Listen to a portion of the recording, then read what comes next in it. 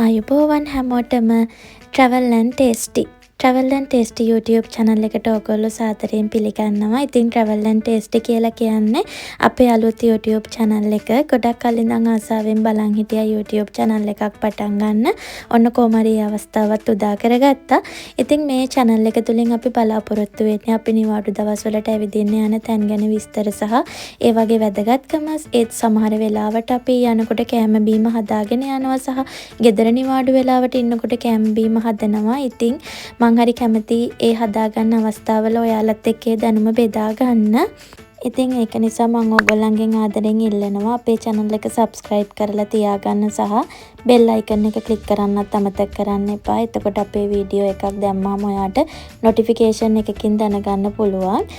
ඉතින් එහෙනම් වැඩි විස්තර කතා කර ඉන්න නැතුව අපි යමු අපේ පළවෙනි වීඩියෝ එකට. අපි බලමු අද අපි මොනවද හදන්නේ කියලා. ඔයාලා හැමෝටම සුබ දවසක් වේවා කියලා ආදරයෙන් ප්‍රාර්ථනා කරනවා. ඉතින් මේ මගේ පළවෙනි YouTube channel වීඩියෝ එක මං අද මේකෙන් ඔයාලත් එක්ක බෙදා ගන්න හදන්නේ. අපි කොහොමද ගෙදරදී ලේසියෙන්ම බ්ලූබෙරි මෆින්ස් හදාගන්නේ කියන එක. ඉතින් මේ තියෙන්නේ මම පළවෙනි වතාවට බ්ලූබෙරි මෆින්ස් හදපු වෙලාවේ ගත්ත වීඩියෝ එකක්. ඉතින් අපි බලමු මේකට මොනවද ඕනේ වෙන්නේ කියලා. ඔයාට ඉස්සෙල්ලම ඕන වෙනවා soft butter වලින් ග්‍රෑම් 115ක්. මේක ෆ්‍රිජ් එකෙන් එළියේ ඔයා පැය භාගයක් තියාගත්තාම ප්‍රමාණවත්. ඊළඟට self raising flour කේක් පිටි වලින් ග්‍රෑම් 240ක්. ඊළඟට සීනි ග්‍රෑම් 180ක් ඔයාට ඕන වෙනවා. ඊළඟට blueberries මේ තියෙන්නේ මම ගත්ත බ්ලූබෙරිස් එතන ග්‍රෑම් 150ක් තිබුණා. ඉතින් මම මේ ටික ඔක්කොම මගේ බ්ලූබෙරි මෆින්ස් වලට ගත්තා. ඔයාට මේක වැඩි වගේ හිතෙනවා නම් ග්‍රෑම් 100ක් විතර ගත්තත් ප්‍රමාණවත්. ඉතින් මම මේ ටික සෝදලා පැත්තකින් තියාගත්තා. එතකොට මට ලේසි කේක් එකට මිශ්‍ර කරන්න ඕනේ වෙනකොට මං හදන්නේ ඉස්සෙල්ලාම soft butter ටික අරගෙන ඒ ටික හොඳට බීට් කරගන්න. ඉතින් ඔයාට බීටර් එකක් නැත්නම් ඔයාට hand mixture එකෙන් උනත් මේක කරගන්න පුළුවන්. එහෙම කරනවා නම් ඔයා බටර් ටික අරගෙන මයික්‍රෝවේව් එකේ චූටි වෙලාවක් දාලා මෙල්ට් කරලා ගන්න. එතකොට ඔයාට සීනිත් එක කවලම් කරගන්න ලේසි. බීටර් එකක් යූස් කරේ නැහැ කියලා ප්‍රශ්නයක් වෙන්නේ නැහැ. hand mixture එකෙන් හදාගත්තත් මේ ටික හොඳට හදාගන්න පුළුවන්. බටර් ටික හොඳට soft වුණාට පස්සේ මම ඒ ටිකට සීනි එකතු කරනවා. සීනි ටික සේරම එකපාරම මම එකතු කරනවා බටර් ටිකට. ඊට පස්සේ ඒ ටික හොඳට බීට් කරගන්නවා. ඉතින් ඔයා බටර් ටික මෙල්ට් කරලා ගත්තොත් ඒකට ඔයා සීනි ටික එකතු කරලා හොඳට කවලම් කරගන්න. එතකොට මෙච්චර වෙලා යන එකක් නැහැ. මම හිතන්නේ ඒ ටික කවලම් වෙන්න සීනි මොකද මෙල්ට් වෙච්ච බටර් එක ඉක්මනට කවලම් වෙන නිසා. මේ ටික හොඳට බීට් කරගන්න අතරෙම ඔයා බිත්තර දෙකක් ලෑස්ති කරගෙන තියාගන්න. අපි මෆින්ස් හදනකොට කප් කේක් වලට වගේ නෙවෙයි එක සමානව හැම අමුද්‍රව්‍යයක්ම ගන්නෙ නැහැ. මං මෙතනදී මෆින්ස් වලට ගන්නෙ බිත්තර දෙකයි.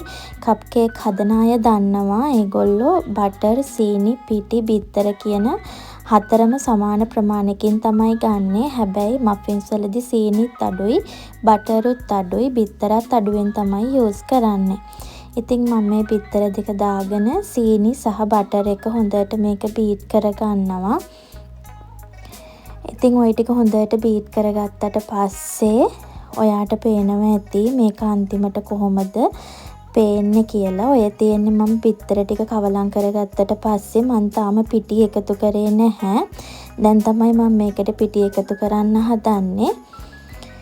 මට මුලින් ඔයාට කියන්න අමතක වුණා. ඔයා පිටි ටික කිරලා ගත්තට පස්සේ ඔයා ඒකට එකතු කරගන්න ඕනේ බේකින් පවුඩර් තේ හැඳි දෙකකුයි. ඔයා කැමති නම් ලුණු චුට්ටකුයි. මම මේකට ලුණු චුට්ටක් එකතු කරගත්තා. ලුණු නොදැම්ම කියලා ප්‍රශ්නකුත් නැහැ. ඔයා කැමති නම් ලුණු දාන්න එපා.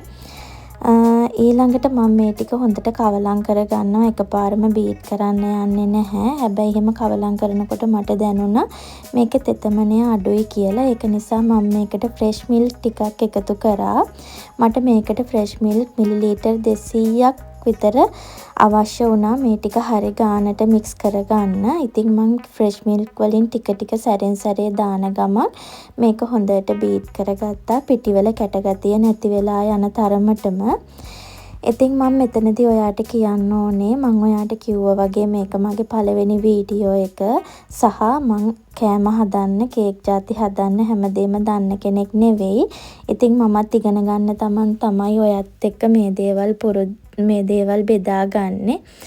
සහ මම ගොඩක් දේවල් ඉගෙන ගන්න YouTube channel වලින් තව අයගේ pages වලින්. ඉතින් එහෙම දැනුම එකතු කරගන්න ගමන් මං කෑම ಜಾති හදන ගමන් ඒ දැනුම ඔයත් එක්ක බෙදා ගන්න හිතුවා. ඉතින් මේ තියෙන්නේ මං අන්තිමට මගේ මික්සර් එක මට ඇති ගානට හදාගත්ත විදිය. ඔයාට පේනවා ඇති මං ඒ කැටගතිය යන තරමට මේක හොඳට බීට් කරගන්නවා. ඉතින් ඔයා හෑන්ඩ් මික්සර් එකෙන් කරනවා නම් ඒත් එහෙමයි. ඔයා පිටිවල කැටගතිය යනකම්ම මේක හොඳට මික්ස් කරගන්න ඕනේ.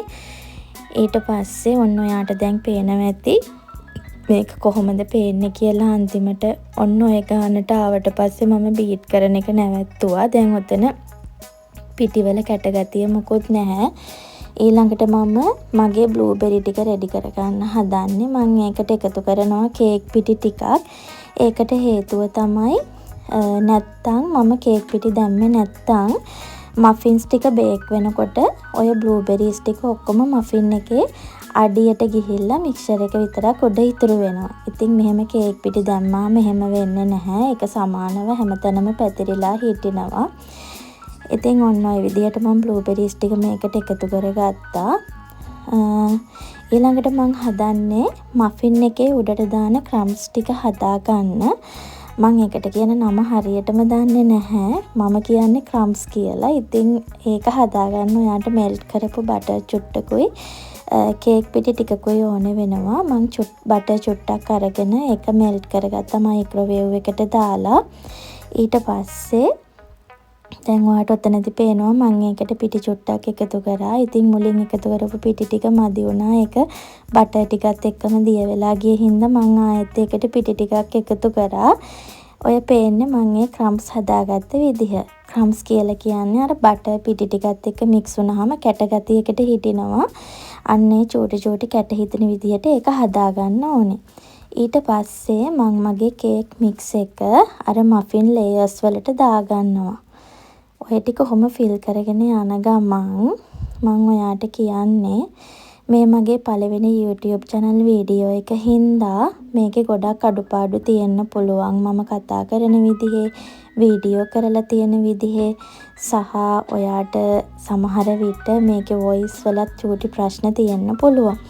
ඉතින් මම තාම මේ දේවල් වලට හරියටම හුරු නැහැ. තාම ඉගෙන ගන්න ගමන් පුරුදු වෙන ගමන් මේ දේවල් කරන්න. ඒක නිසා මේ දේවල් වැඩිය ගණන් ගන්න එපා. මොනවා හරි අඩුපාඩු තියෙනවා නම් මට ඒවා කමෙන්ට් එකකින් දාන්න. සහ මම ඉස්සරහටත් මේ විදිහට වීඩියෝ කරන්න බලාපොරොත්තු වෙනවා. ගෙදරදී මොනවා හරි කෑමක් හදපු වෙලාවට මම ගන්න පුංචි වීඩියෝ ක්ලිප් වලින් වීඩියෝ එකක් හදලා ඔයගොල්ලොත් එක්ක ඒවා බෙදා ගන්න මම බලාපොරොත්තු වෙනවා. ඔන්න ඉතින් කොහොම හරි මම මෙතනදී කප්ස් 12ක් හදාගත්තා. ඒ කියන්නේ මෆින්ස් 12කට මේ මික්ස්චර් එක ප්‍රමාණවත් වෙනවා. ඉතින් මේ අතරෙම ඔයාට පේනවා ඇති ප්ලැට් එක බ්ලූබෙරි චුට්ටකුත් ඉතුරු කරලා මම තියාගත්තා. ඒක මට පස්සේ ඕන වෙන නිසා. ඉතින් මම ක්‍රම්ස් ටික දාන්න කලින් මේ හැම මෆින් එකක් උඩින්ම සීනි චුට්ටක් දාගත්තා. එහෙම සීනි දැම්මා කියලා මේකේ පැණි රස වැඩි වෙන්නේ නැහැ. මොකද අපි සීනි අඩුවෙන් තමයි මේකට පාවිච්චි කරේ. ඔන්න සීනි දැම්මට පස්සේ මම හිමින් සැරේ මේ ක්‍රම්ස් ටික උඩින් දාගන්නයි හදන්නේ. ඉතින් හැම මෆින් එකක් උඩින්ම මේ ක්‍රම්ස් ටික දාගත්තාම මේක බේක් වෙලා එනකොට හරිම ලස්සනයි. සහ මේක කප් කේක් එකකින් වෙනස් වෙන්නේ නැත්නම් ඒ නිසයි. නැත්තම් කප් කේක් එකක උඩ නීට් ඔයගොල්ලෝ දන්නවා. හැබැයි මේ ක්‍රම්ස් ටික දාපුවාම මේක එහෙම නීට් ගතියක් එන්නේ නැහැ.